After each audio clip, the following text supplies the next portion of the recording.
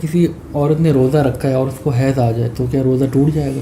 اسی وقت روزہ ٹوٹ جائے گا. جیسے مثال کے طور پر ہفتے کا دن اس نے نیت کی, ظہر کی نماز پڑھ کے اٹھی, اس کا ایام آ گئے اس کے, اسی وقت روزہ ٹوٹ جائے گا.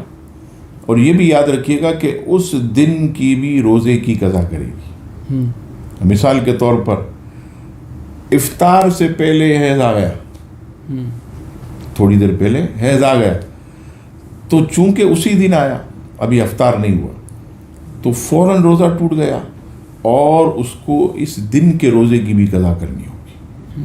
ماہ رمضان کے بعد اس دن کی بھی روزے کی قضا کرے گی. جب تک پاک نہیں ہو جاتی روزہ نہیں رکھے گی. پاک ہونے کے بعد پھر لازم ہے کہ وہ اپنے روزے اور نمازیں جو ہے وہ شروع کر دے, لیکن اس دن اسی وقت دوسرے لمحے اس کا روزہ ٹوٹ جائے گا. اچھا, ثواب تو ملے گا نا اس کو پورا؟ ثواب اور اجر وہ تو میرے محترم صرف نیت پر دے دیا جاتا ہے.